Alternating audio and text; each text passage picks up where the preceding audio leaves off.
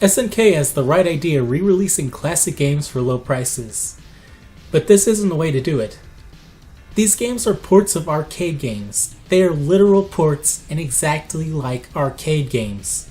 Unlike console versions of games like Street Fighter that adapt the game for play in the home, these games are just a never-ending loop of arcade mode, with the same questionably hard, quarter-eating bosses, with massive attacks that can take off about half of a character's full health. Multiplayer becomes a pain because there's no versus mode. Player 2 must use the quarter button and interrupt arcade mode every time, and then you must select your characters under a short time limit. They could have had a versus rule option in the emulation settings to set credits to infinite, and keep spamming the Player 2 start button automatically, and possibly disable the character select time limit by setting it to a number that would give you a long overflow. They probably could even randomize the stage and it would have been something at least.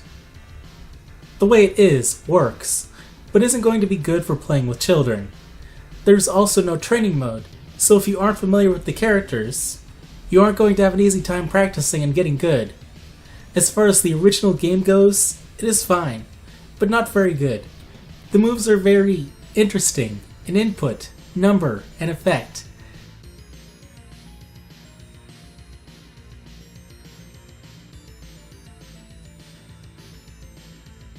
And the game's default damage ratio is pretty high. I'd recommend you wait on these games and see if a better version releases, and for a number, this game is a 5 to me.